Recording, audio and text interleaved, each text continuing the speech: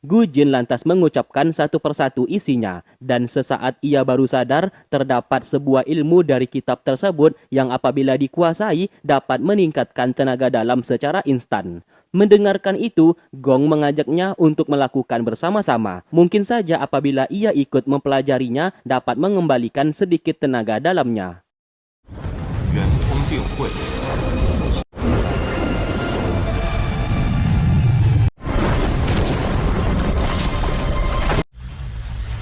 你恢复了。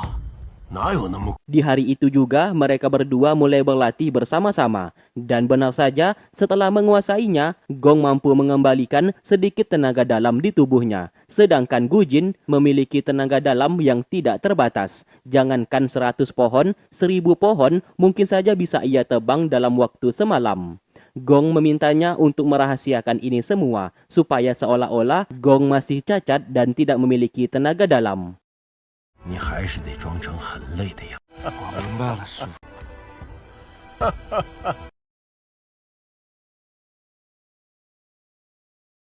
Di malam hari, Rong menghampiri Gu Jin yang terlihat berhasil menebang 100 pohon dalam semalam.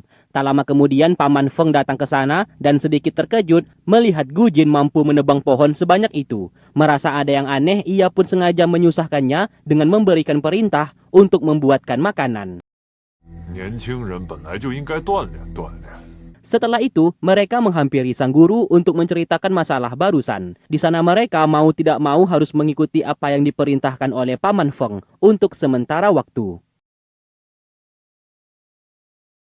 Lalu keesokan hari, mereka mulai membuat perahu sesuai apa yang dipinta oleh Paman Feng. Mereka sengaja membuatnya dengan asal-asalan supaya Feng bersama Ouyang tenggelam di lautan. Kemudian, Gu Jin bersama Rong melihat Paman Feng bersama Ouyang sudah pergi meninggalkan mereka menggunakan perahu tersebut. Rong lantas tertawa karena perahu itu tidak kuat. Apabila dihentam ombak laut yang begitu kuat, bisa dipastikan perahu tersebut akan hancur. Setelah itu, mereka menggunakan perahu yang satunya lagi yang mereka buat dengan sungguh-sungguh supaya tidak hancur di lautan. Tidak hanya itu, perbekalan juga sudah dipersiapkan untuk bekal mereka di perjalanan. Saat sedang berlayar, tiba-tiba angin berhembus kencang, menyebabkan ombak laut begitu tinggi, sehingga perahu yang mereka gunakan berguncang hebat. Beruntung terdapat kapal besar di sana, dan mereka pun meminta bantuan. Nasib sial menimpa mereka. Ternyata kapal tersebut milik Raja Jin. Alhasil, Gu Jin beserta yang lainnya menjadi tawanan. Di sana Gu Jin tidak menyangka Yang Kang kembali lagi ke Raja Jin. Padahal mereka berdua sudah bersumpah menjadi saudara untuk membalaskan dendam kepada Raja Jin. Tidak hanya itu, Paman Feng ternyata juga berada di sana dan meminta pasukan milik Raja Jin untuk tidak menyakiti Gu Jin. Tentu saja hal itu ia lakukan karena masih menginginkan kitab 9 yin. Atas permintaannya, Raja Jin yang ingin membunuh Gu Jin bersama yang lainnya lantas melepaskan mereka. Dari dalam kapal, Munian melihat dan menyadari kedatangan Gu Jin. 把他们压下去。 Singkat cerita, Raja Jin sedikit marah kepada Yang Kang karena ia sudah melakukan sumpah saudara bersama Gu Jin. Di sana Yang Kang beralasan ia melakukan hal tersebut agar bisa mendekati Gu Jin. Sebab menurut informasi, saat ini Gu Jin memiliki kitab 9 yin yang diinginkan oleh Paman Feng. Apabila ia bisa membantu Paman Feng untuk mendapatkannya, maka kedepannya Paman Feng juga akan membantu mereka mendapatkan surat wasiat Yufei. Yang Kang bersumpah kalau ia hanya setia kepada Raja Jin. Mendengarkan itu, Raja Jin tidak menyangka Gu Jin yang dulunya hanyalah bocah biasa, namun sekarang memiliki kehebatan seperti ini. Bahkan, Gong, ketua sekte pengemis, menjadi gurunya. Menurut kabar, Gu Jin sudah melakukan sumpah saudara dengan Master Zhao Botong. Hingga sekarang, kekuatan Gu Jin hampir setara dengan Paman Feng. Raja Jin mulai pesimis rencana mereka apakah berhasil atau gagal. Mengingat Yang Kang masih terlalu lemah apabila dibandingkan dengan Gu Jin. Mendengarkan hal tersebut, Yang Kang tiba-tiba menjadi sangat membenci Gu Jin. Kemudian ia menyendiri di dalam gudang sambil minum arak. alter ego di dalam tubuhnya mulai menghasutnya untuk membunuh Gujin yang dianggap tidak pantas memiliki semua keberuntungan di dunia ini. 这是有皇有势的女儿陪着。 Tak lama kemudian, Munian datang menghampirinya. Ia pun mengajaknya untuk menyelamatkan Gujin beserta yang lainnya. Karena bagaimanapun juga, Gujin merupakan saudara angkatnya yang harus mereka selamatkan.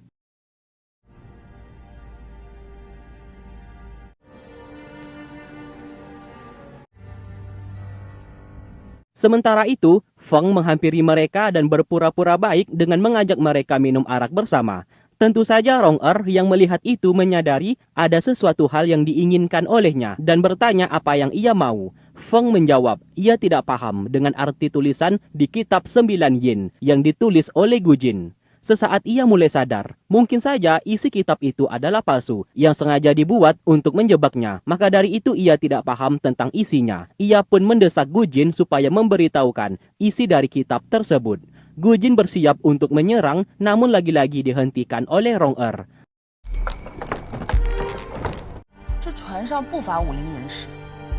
Lantas, Rong-er berbohong dengan mengatakan isi kitab 9 yin memang sulit untuk dipahami oleh manusia biasa. Ia pun mengambil kain tersebut dan menunjukkan tulisan di kitab itu memiliki bahasa asing. Kalau Paman Feng mau, ia siap untuk menerjemahkannya. Namun itu tidak gratis. Ia mau selama 3 hari ke depan, ia bersama Gujin beserta gurunya diberikan makanan yang enak. Mendengarkan itu, tentu saja Paman Feng menyanggupi permintaannya.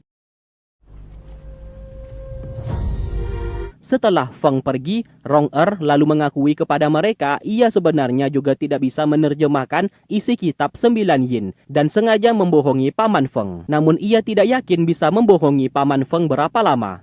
Tak lama kemudian datang seseorang ke sana yang ternyata itu adalah Munian dan hendak membawa mereka untuk kabur dari kapal. Baru saja hendak menurunkan skoci kapal, Raja Jin bersama pasukannya datang mengepung. Tiba-tiba Zhao Botong datang ke sana. Melihat itu, Gujin begitu sangat senang melihatnya masih hidup.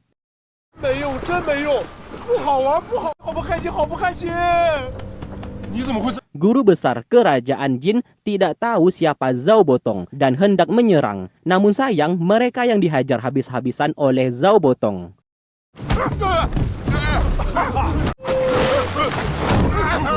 Lalu Paman Feng keluar dalam menjelaskan Zhao Botong adalah pendekar terhebat nomor 2 di dunia ini. Adik seperguruan almarhum Wang Chongyang, pendekar nomor 1.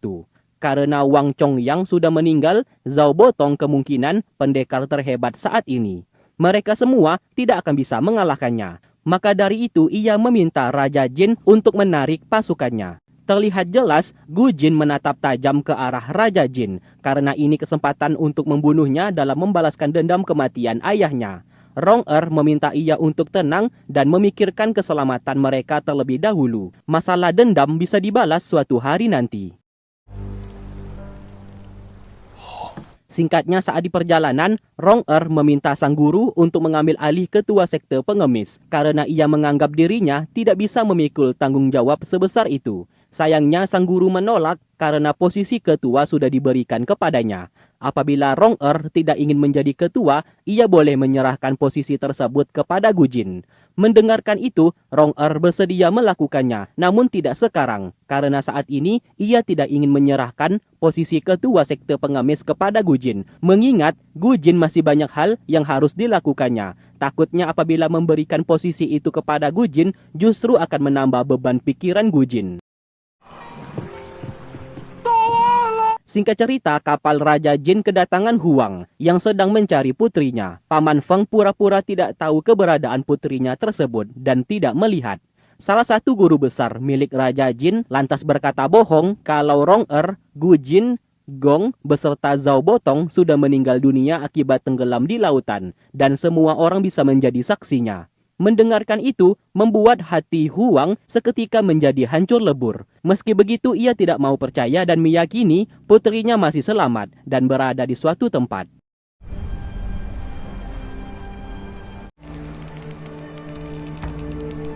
Sementara di tempat lain, Gujin telah tiba di kampung halaman orang tuanya. Ia pun merasa bersedih karena sejak lahir belum pernah melihat wajah sang ayah akibat sudah tewas terbunuh di saat dulu. Di sisi lain, Lu Chengfeng mendapatkan informasi Rong meninggal dunia demi menyelamatkan Gujin dan mereka tenggelam di lautan. Saat ini, Huang, gurunya tersebut, menyalahkan ketujuh pendekar Jiangnan, gurunya Gujin. Akibat semuanya ini bisa terjadi. Tentu saja tuduhan ini tidak beralasan dan ketujuh pendekar Jiangnan tidak ada hubungannya dengan kematian Rong bersama Gujin. Lu Chengfeng menyadari Huang, gurunya tersebut dalam kondisi marah dan sulit untuk berpikir jernih. Makanya ingin melampiaskan amarahnya kepada orang-orang terdekat Gujin. Maka dari itu, ia mengutus Lu Guan, putranya tersebut, mencari keberadaan ketujuh pendekar Jiangnan dan memberitahukan masalah ini. Di sisi lain, Gujin dan kawan-kawan menginap di sebuah rumah tidak berpenghuni. Zhao Botong selain takut kepada ular, ia juga takut kepada hantu. Ia pun melihat hantu wanita penghuni rumah tersebut.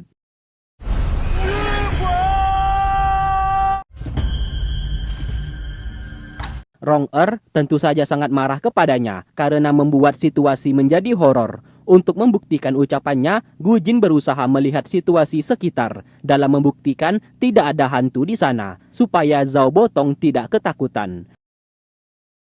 Setelah terbukti tempat itu tidak berhantu, tetap saja Zhao Botong merasa ketakutan dan hendak pergi. Benar saja hantu wanita datang ke sana. Gujin segera menyerangnya, yang ternyata itu adalah seorang manusia.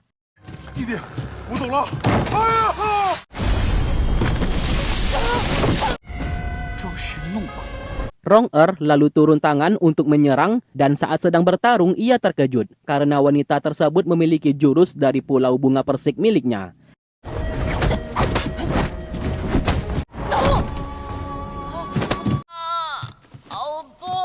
Setelah berhasil ditangkap, wanita itu ternyata gila. Kita sebut saja namanya Bunga. Alhasil mereka pun sulit untuk mengulik informasi darinya.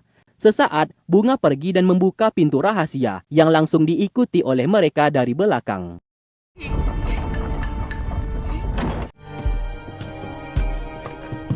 Saat masuk lebih dalam, Rong tak sengaja menginjak sebuah mekanisme yang membuat pintu rahasia terbuka. Ternyata di sana terdapat dua mayat yang sudah menjadi tengkorak. Salah satu mayatnya menggunakan pakaian seperti seorang pejabat, dan satunya lagi jubah dari sekte sesat timur, Pulau Bunga Persik. Dari sanalah Rong mengetahui mayat tersebut bernama Ling Feng, kakaknya Lu Chengfeng, salah satu murid dari ayahnya juga yang selama ini menghilang.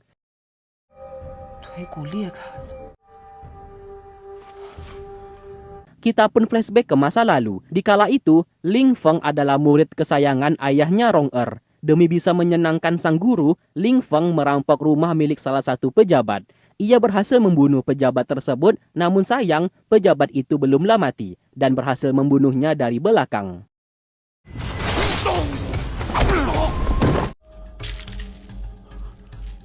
Kembali ke masa sekarang, Rong berusaha mengulik informasi dari Bunga mengenai siapa identitasnya, karena Rong curiga Bunga merupakan putrinya Ling Feng. Tetap saja Bunga tidak menjawab dan bertingkah seperti orang gila.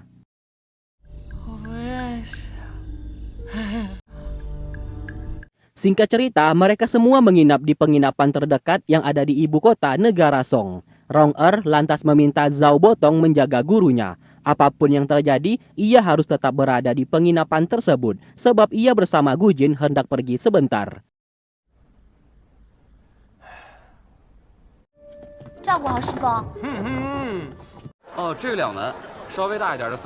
Lalu mereka berdua pergi jalan-jalan ke pasar sambil membeli beberapa topeng yang lucu sebagai hadiah kepada Zhao Botong.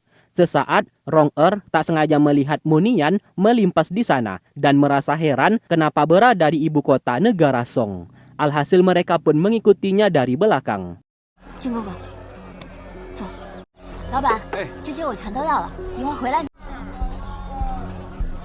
Di waktu bersamaan, Raja Jin bersama Yang Kang beserta Paman Feng juga berada di ibu kota. Dan kini mereka membahas sebuah rencana untuk mengambil surat wasiat Yu Fei. Jangan sampai pergerakan mereka diketahui oleh pasukan negara Song. Dari arah luar, ternyata mereka berdua sedang menguping dan mengetahui apa yang sedang terjadi dan hendak dilakukan oleh mereka. 无木遗书，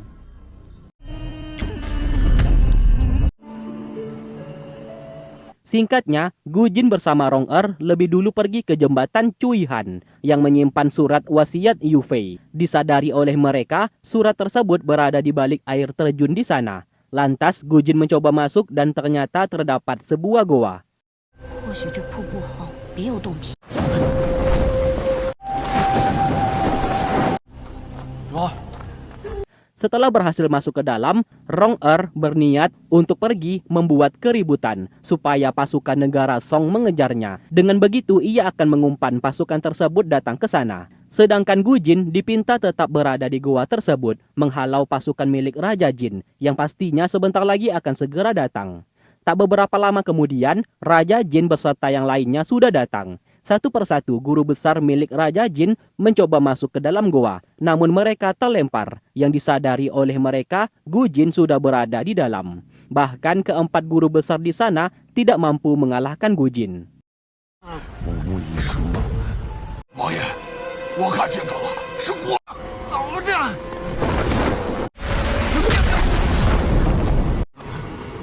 怎么样？我们四个一起上！好。 Melihat itu, Raja Jin memohon kepada Paman Feng dalam memberikan bantuan. Feng lantas segera masuk ke dalam dan berhadapan langsung melawan Gujin, disusul oleh Yang Kang dari belakang. Lalu Paman Feng meminta Yang Kang untuk mencari surat wasiat Yu Fei. Gujin berusaha menyadarkannya apabila ia mengambil surat tersebut sama saja ia mengkhianati negara Song. Sayangnya, Yang Kang tidak peduli dan seperti melupakan sumpah saudara mereka berdua. Sementara Gujin berhadapan dengan Paman Feng. Saat sedang bertarung, Paman Feng menyadari tenaga dalam Gujin sudah jauh meningkat dan pastinya sulit untuk dikalahkan. 短短10日就有如此大的境界， Sedangkan Rong-er mengumpan pasukan negara Song untuk mengejarnya. Sehingga saat bersamaan, Raja Jin menyadari pasukan negara Song sebentar lagi akan segera datang ke sana. Ia pun menjadi panik dan memutuskan untuk pergi terlebih dahulu agar tindakan mereka tidak ketahuan. Kembali ke Gujin, di saat ia sedang bertarung, tiba-tiba dari arah belakang Yang Kang menusuknya. Tentu saja hal itu membuat Gujin begitu sangat marah dan sangat kecewa kepadanya.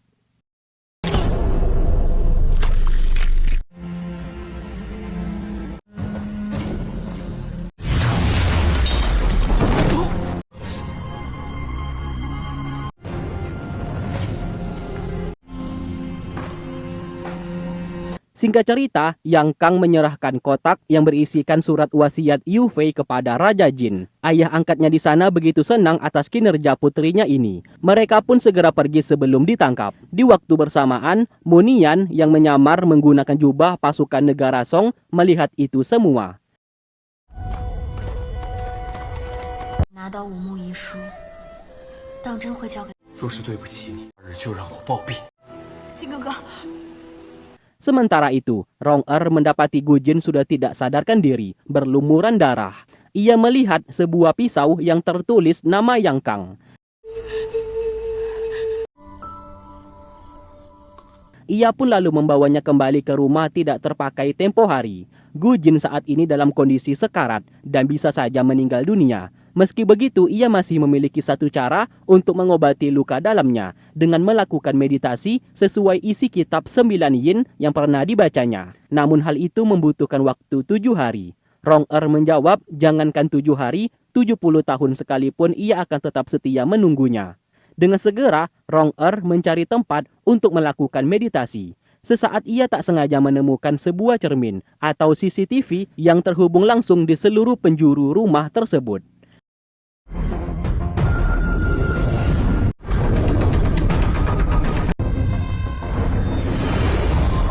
Di waktu bersamaan, Yang Kang menemukan Munian tidak berada di kamar penginapan. Pelayan berkata, Munian sudah pergi sejak 1 jam yang lalu.